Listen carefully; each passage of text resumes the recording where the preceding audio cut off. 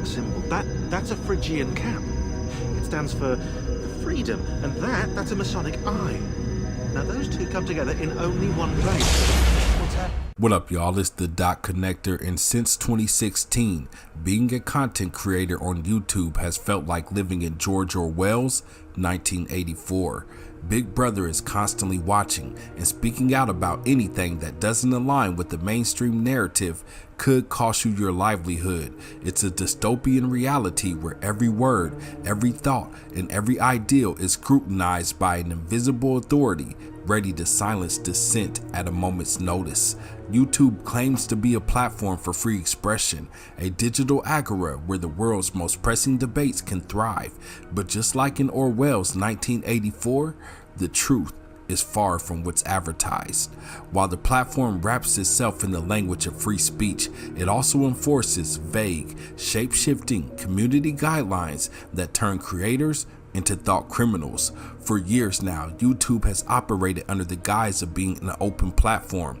But let's be honest, how open is it when questioning the mainstream narrative can get your content demonetized, flagged, or outright removed? Topics like the lab leak theory, vaccine skepticism, and even discussions around historical events like 9/11 are often labeled as misinformation or harmful content.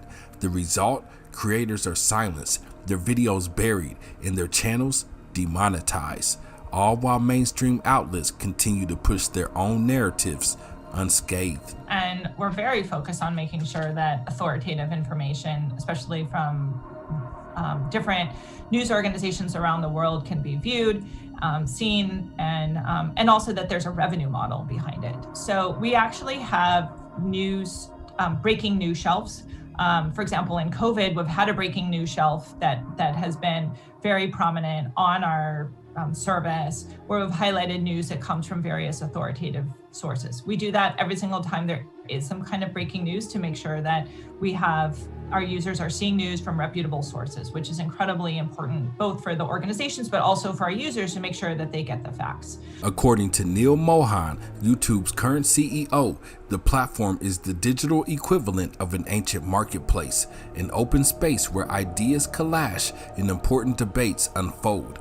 But in the same breath, Mohan admits just because it's an open platform, it doesn't mean anything goes. Translation, you're free to speak as long as your speech aligns with their rules. YouTube claims to champion free expression, but its actions paint a different picture. Over the past several years, the company has doubled down on content moderation, employing algorithms and human monitors to silence voices deemed problematic. Whether it's questioning the mainstream narrative or challenging powerful institutions, dissenting creators often find themselves censored, demonetized, or erased. One of the clearest examples of YouTube's tightening grip on creators was the 2017 Adpocalypse. For those unfamiliar, this was a time when major advertisers pulled out of YouTube after concerns were raised about their ads being placed on controversial or inappropriate content. The platform responded with sweeping changes that forever altered the creator ecosystem.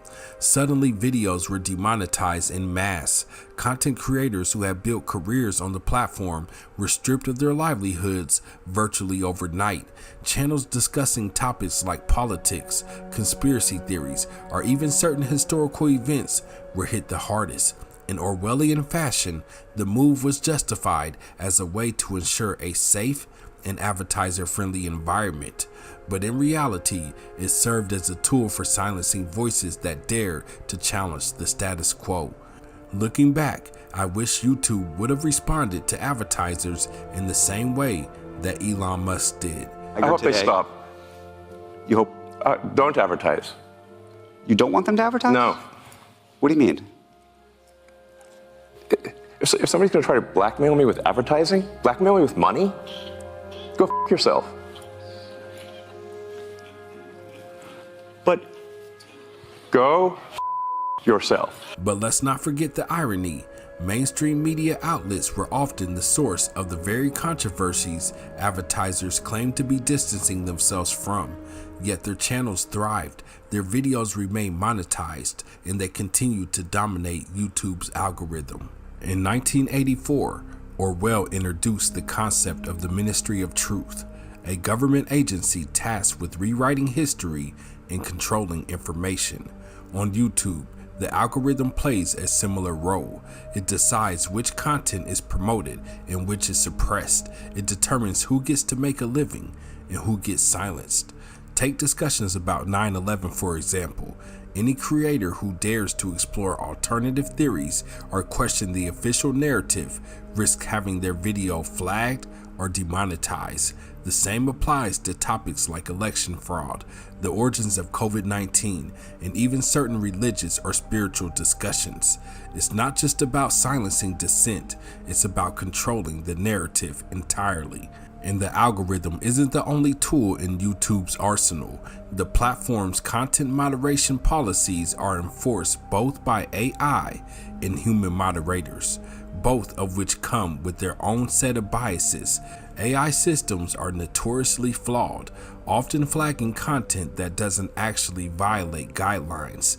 Meanwhile, human moderators bring their own worldviews and prejudices into the equation, leading to inconsistent enforcement and a lack of transparency.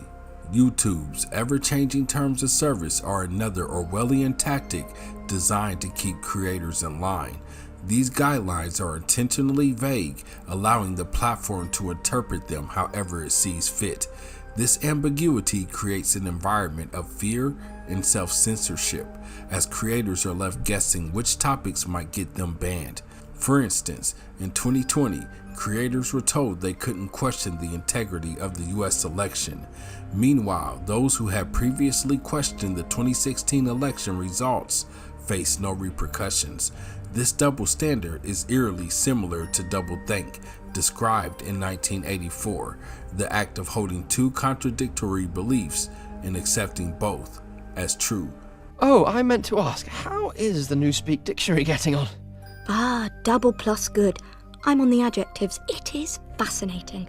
We're getting the language into its final shape, the shape it's going to have when nobody speaks anything else. Take good, for instance. If you have a word like good, what need is there for a word like bad? Ungood will do just as well. Better, in fact, because it's the exact opposite. Online censorship isn't just limited to YouTube. It's part of a larger trend that mirrors Orwell's vision of a surveillance state. In 1984, citizens were constantly monitored by the telescreen, a device that could see and hear everything. Today, our smartphones, smart TVs, and even gaming consoles serve a similar purpose. YouTube takes this a step farther by actively listening to its users. In 2023, the platform began implementing AI systems to monitor what players say in real time during their online gaming sessions. This raises serious questions about privacy and surveillance, especially when combined with the platform's existing content moderation practices. It's not just about what you upload, it's about what you say, what you search for, and what you watch. Every click, every comment, and every interaction is recorded, analyzed, and used to shape the content you see. This level of control is straight out of Orwell's playbook, where even thinking the wrong thoughts could lead to punishment. I wonder how long it will be until I'm still on the gallows for my thought crime. Because the weapon in my pocket isn't a gun, or a knife, or a bomb. It's a book. Censorship isn't just about silencing dissent, it's also about shaping the way we think. In 1984, the party used propaganda to control the population's perception of reality. On YouTube, this propaganda takes the form of recommended content and trending topics. Have you ever noticed how certain types of content are always front and center on the platform? Videos that align with mainstream narratives are promoted, while independent creators are buried under a mountain of corporate-approved content. Even the symbols and themes in entertainment seems designed to desensitize us to the surveillance state. For example, games like Call of Duty feature blatant satanic imagery, while music videos and movies push themes of control, surveillance, and submission.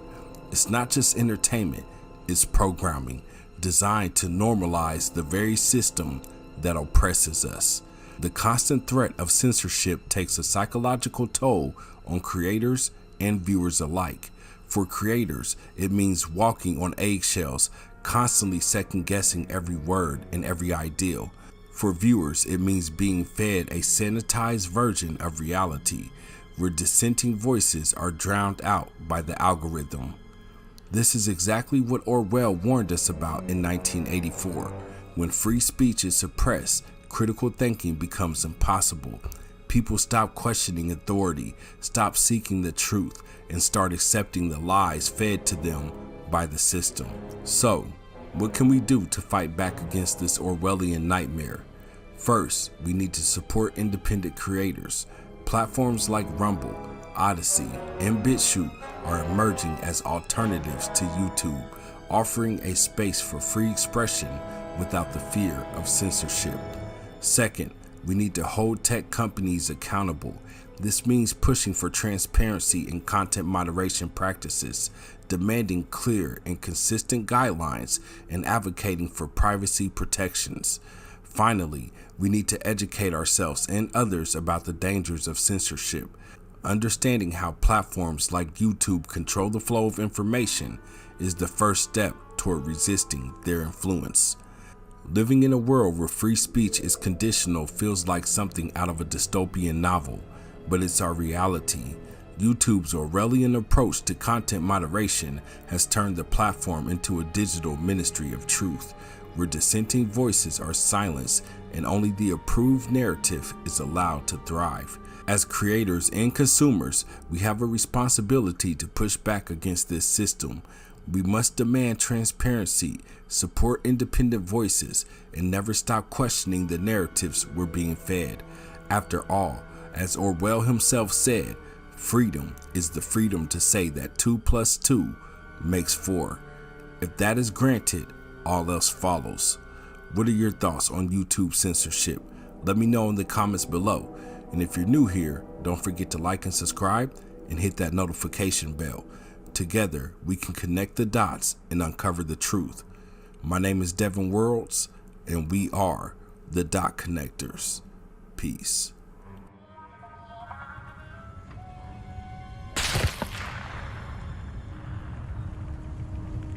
Three players eliminated.